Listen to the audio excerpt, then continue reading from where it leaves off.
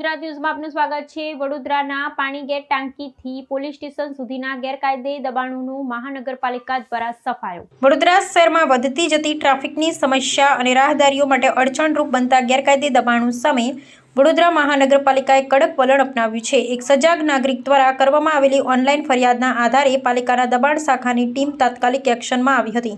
પાલિકાની ટીમે પાણીગેટ વિસ્તારમાં મેગા ડ્રાઈવ હાથ ધરી પાણીગેટ ટાંકીથી લઈ પાણીગેટ પોલીસ સ્ટેશન સુધીના મુખ્ય માર્ગ પર સપાટો બોલાવ્યો હતો।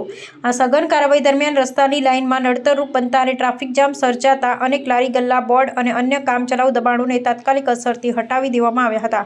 પાલિકાના તંત્ર દ્વારા કરવામાં આવેલી આકરી કાર્યવાહીમાં ઘટના સ્થળેથી એક ટ્રક ભરાય તેટલો સામાન પણ જપ્ત કરવામાં આવ્યો છે। આ ઝુંબેશ અંગે સત્તાવાર નિવેદન આપતા અધિકારી રાહુલ સરવૈયાએ જણાવ્યું છે કે શહેરીજનોની સુવિધા સુનિશ્ચિત કરવા માટે આ પગલાં લેવાયા છે અને ભવિષ્યમાં પણ શહેરમાં ગેરકાયદે દબાણો સામે આવી જ કડક કાર્યવાહી અવિરત ચાલુ રાખવામાં આવશે।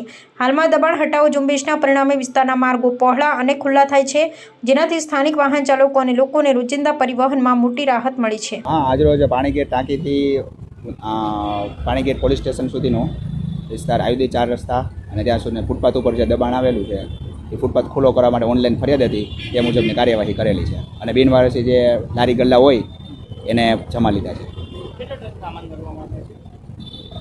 એક ટ્રક